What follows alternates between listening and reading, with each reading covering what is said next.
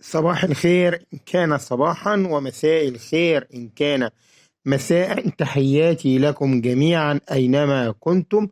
معنا الآن جنيه مصري، وزارة التضامن الاجتماعي. اليوم العالمي للأشخاص ذو الإعاقة، وزي ما احنا شايفين الرسمة عليها هي تم استبدال راس توت عنخ آمون في المنتصف أيدي متسلم، وشخص يمسك عكاز، وشخص يجلس على كرسي متحرك، والأذن اللي هو للإخوة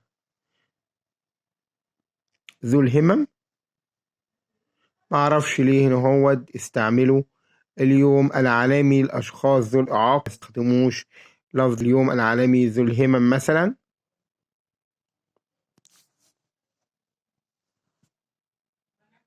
هي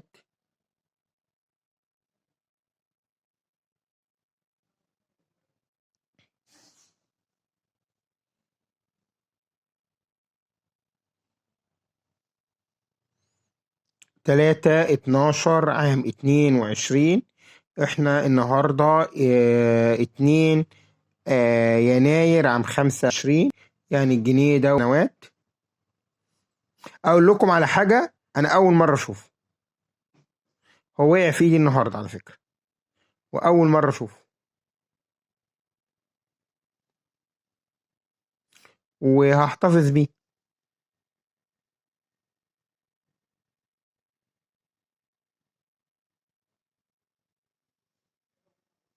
أنا ما بحبش أتكلم في سعر الحاجات ديت، لأن هي متداولة.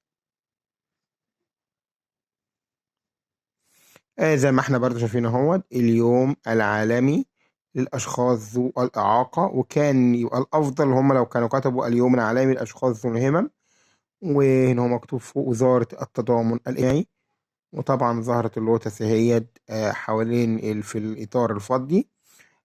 وهنا هو زي ما احنا شايفين 3/12/22، وشخص يمسك عكاز، وشخص يجلس على كرسي متحرك، وأذن للإخوة الصماء. والتاريخ 3/12/22.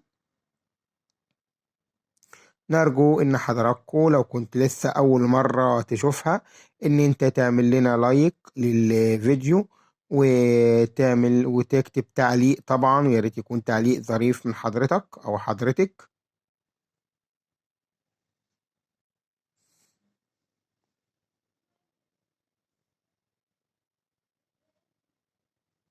هي الوجه التاني ما يختلفش كتير.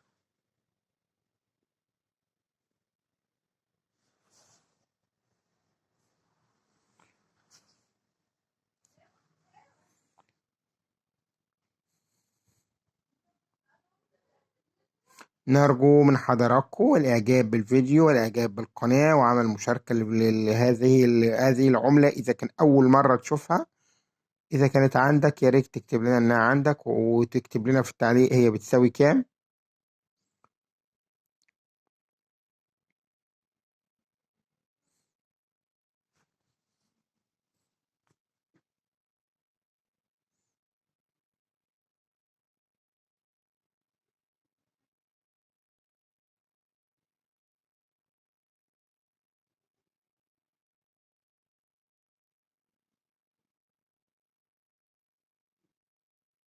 وبرضو أنا بقول إن العملات القديمة المصرية القديمة كانت أجمل بكتير جدا من العملات المصرية الحديثة المعدنية والورقية كمان.